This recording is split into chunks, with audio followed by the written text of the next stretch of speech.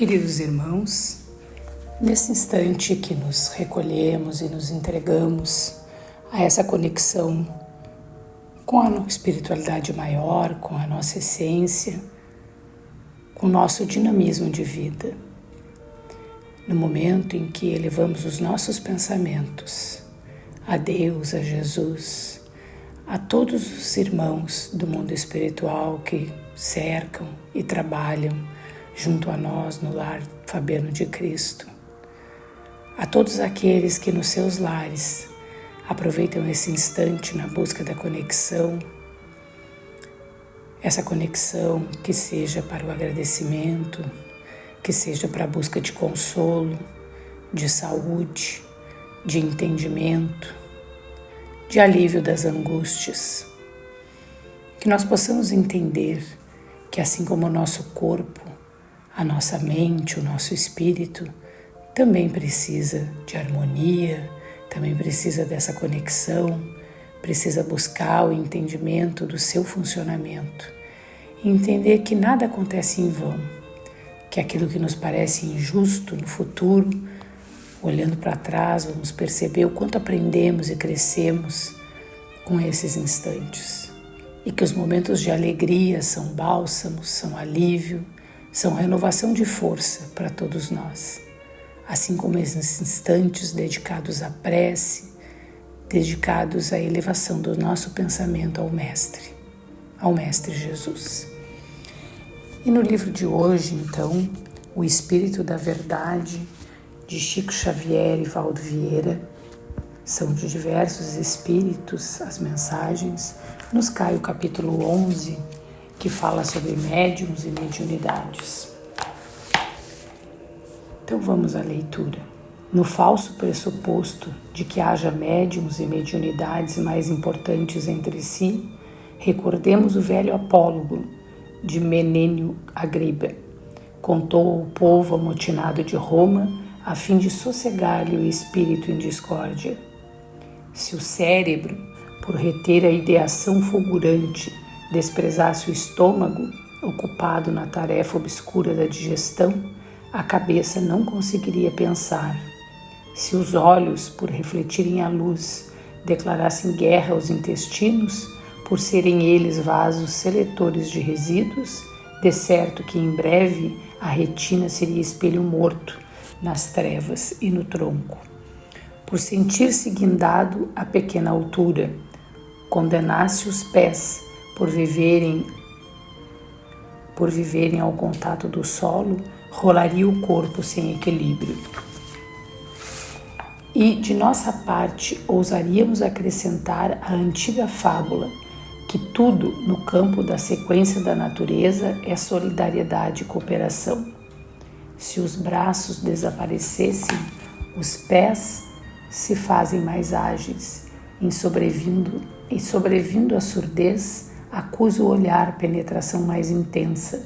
Se a visão surge apagada, o tato mais amplamente se desenvolve. Se o baço é extirpado, a medula óssea trabalha com mais afinco, de modo a satisfazer as necessidades do sangue. Qual acontece no mundo orgânico, a doutrina espírita é um grande corpo de revelações e de bênçãos, na qual cada médium assume a tarefa específica.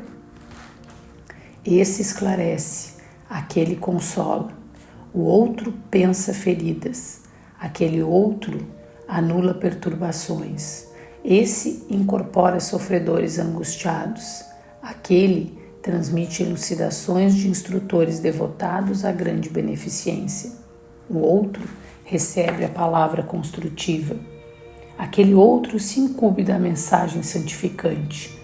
Como é fácil observar o passe curativo. É irmão da prece confortadora. A desobsessão é o reverso da iluminação espiritual. E o verbo fulgente na praça pública é outra face do livro que o silêncio abençoa. Em nossa esfera de serviço, portanto, já que pressentimos do profissionalismo religioso, não existe médiuns pastores, médiuns gerentes, médiuns líderes, médiuns diretores, porquanto a cada qual de nós cabe uma parte do grande apostolado da redenção, que nos foi atribuído pela espiritualidade maior.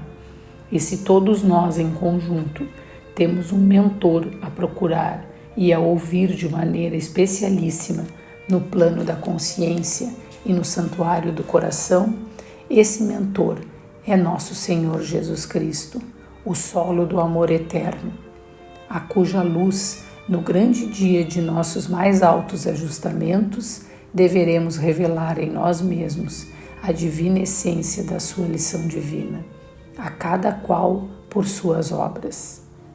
Caibar Schutter.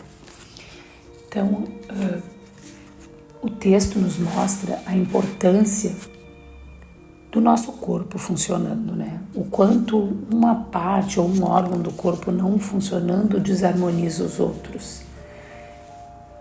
No que diz respeito ao nosso corpo espiritual, é da mesma forma.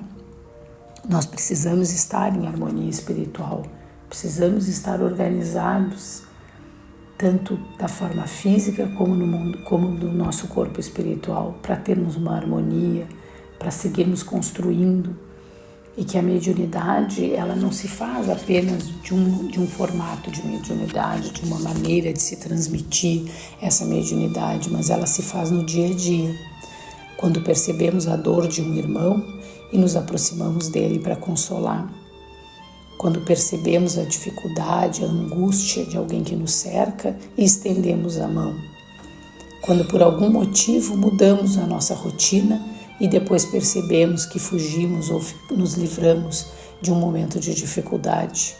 Isso tudo são sinais da nossa mediunidade. Quanto mais conectados com o mundo espiritual, mais conectados com a nossa essência, que é a vida espiritual, mais nós perceberemos essa conexão e essa mediunidade. Assim como o nosso corpo físico tem seus órgãos, diferentes funções, e cada um apoia e garante a harmonia do todo, isso se dá conosco. Porém, sempre buscaremos fazer o melhor em prol desta harmonia e do bom andamento físico e espiritual. A mediunidade nos traz essa lição sempre, usá-la e dirigi-la a serviço do Mestre Jesus, na busca constante da melhora espiritual e da harmonia da humanidade. O passe, um momento tão sublime, que os médios intermediários do benefício do mundo espiritual, para todos que ali estão transmitindo o amor, fluidos de cura e restauração, fluidos salutares dos bons espíritos que se aproximam de nós, que nesse instante de prece, esses mesmos fluidos possam estar à nossa disposição, que esses irmãos queridos, que nós nos conectamos nesse instante, nos entreguem o bálsamo, as gotas de cura e alívio para os nossos sofrimentos, a cura e o alívio da humanidade que enfrenta um momento de transição, de dificuldade e, acima de tudo, de entendimento de tudo aquilo que vem enfrentando. Que o Mestre Jesus abençoe esse instante, levando aos nossos lares o mais sublime amor, momentos de paz, de entendimento, de perdão entre todos, e que a humanidade possa se restabelecer, caminhando assim para uma nova era, a era do amor, a era do entendimento e dos corações puros. Que assim seja.